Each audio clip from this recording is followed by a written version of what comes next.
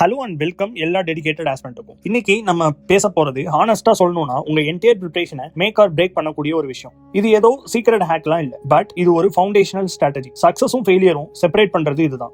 UPSC ப்ரிப்பரேஷனை ஒரு வீடு கட்டுற மாதிரி இமேஜின் பண்ணுங்க. இது ஒரு perfect analogy. NCERT text book இதுதான் உங்க ஃபவுண்டேஷன், சாலிட் காங்கிரீட் ஸ்லாப் மாதிரி. இது மேலதான் எல்லாமே நிற்கும். ரெஃபரன்ஸ் புக் அது வந்து வாலும் ரூஃபும் ஸ்ட்ரக்சரும் மாதிரி. கரண்ட் அஃபேர்ஸ்ன்றது அது எலக்ட்ரிசிட்டியும் இன்டீரியர் டிசைனும் வீட்டுக்கு லைஃப் கொடுக்குறப்ப. அப்போ உங்க ஃபவுண்டேஷன் வீக்கா இருந்தா என்ன ஆகும்? எக்ஸாக்ட்லி, மார்க்கெட்ல இருக்க மோஸ்ட் அட்வான்ஸ்ட் எக்ஸ்பென்சிவ் மெட்டீரியலை வாங்கினாலும் என்சிஆர்டில இருந்து வர கான்செப்சுவல் பேஸ் ஷேக்கியா இருந்தா உங்க ப்ரிப்பரேஷன்ல கிராக்ஸ் வரும். ப்ரெஷர்ல ஆன்சர்ஸ் வாபிள் ஆகும். ஹோல் ஸ்ட்ரக்சர் அன்ஸ்டேபிளா ஆயிடும். இந்த ஃபவுண்டேஷன் அப்சல்யூட்லி நான் நெகோஷியபிள். அப்போ இப்ப கொஸ்டின் என்னன்னா, இந்த ஃபவுண்டேஷன் ஏன் இவ்வளவு இம்பார்ட்டன்ட்? என்சிஆர்டில அப்படி என்ன இருக்கு? யூபிஎஸ்சிக்கு அவ்வளவு பவர் கொடுக்குற அளவு என்சிஆர்டில என்ன இருக்கு? இதை தான் இன்னைக்கு ஒன் பை ஒன்னா பிரேக் பண்ணி பார்க்க போறோம். பார்க்கலாமா? முதல் விஷயம், யூபிஎஸ்சி எக்ஸாம்னு சொல்றது அவ்வளவு ஃபேக்ட்ஸை பிரெயின்ல ஸ்டஃப் பண்ற ஒரு டெஸ்ட் கிடையாது. இது கிளாரிட்டியா டெஸ்ட் பண்ண போற ஒரு எக்ஸாம். என்சிஆர்டியோட சிம்பிள் லாங்குவேஜ கிளியரா இருக்கும், அதுதான் கிளாரிட்டி பில்ட் பண்ணும். ரெண்டாவது விஷயம், ரொம்ப பேரு ஷாக் ஆகுற ஒரு விஷயம் என்னன்னா, நிறைய கொஸ்டின்ஸ் இந்த பேசிக் கான்செப்ட்ல இருந்து தான் வரும். ரொம்ப டஃபா இருக்கிற மாதிரி அனாலிட்டிக்கல் கொஸ்டின் கூட என்சிஆர்டி லாங்குவேஜை யூஸ் பண்ணும். என்சிஆர்டி படிக்கும் போது நீங்க எக்ஸாமோட லாங்குவேஜை தான் கத்துக்கிறீங்க. ஸ்ட்ராங் பேஸ் இருந்தா பிரிலிம்ஸுக்கும் மெயின்ஸுக்கும் ரொம்ப ஹெல்ப்ஃபுல்லா இருக்கும். இதை ஸ்கிப் பண்ணீங்கன்னா என்ன ஆகும்னு சொல்றேன். எக்ஸாமினருக்கு ஒரு கிளான்ஸ்ல புரிஞ்சிடும் இந்த ஆன்சருக்கு ஃபவுண்டேஷன் இல்லன்னு. ஆன்சர் சாலோவா ஃபீல் ஆகும். வேர்ட்ஸ் இருக்கும், ஆனா கோர் ஐடியா மிஸ் ஆகுற மாதிரி அவங்க ஃபீல் பண்ணுவாங்க. ஹோல் ஆன்சர் கன்ஃபியூஸ்டா தெரியும். ஃபேக்ட்ஸ் தெரிஞ்சிருக்கும், பட் பிரின்சிபல் எக்ஸ்பிளைன் பண்ண முடியாது. அதுதான் ஆவரேஜ் ஸ்கோரருக்கும் டாப் ஸ்கோரருக்கும் இருக்கிற ரியல் டிஃபரன்ஸ். அப்போ ஃபவுண்டேஷன் இம்பார்ட்டன்ட் அக்ரி பண்ணிட்டோம். இப்போ கொஸ்டின் என்னன்னா, டைம் வேஸ்ட் பண்ணாம எப்படி இதை பில்ட் பண்றது? ஒயில இருந்து ஹவுக்கு வருவோம். என்சிஆர்டி ஒரு ட்ரெஷர் மேப் மாதிரி நினைச்சுக்கோங்க. நீங்க சும்மா ரீட் பண்ணல, நீங்க ஹண்ட் பண்ண போறீங்க.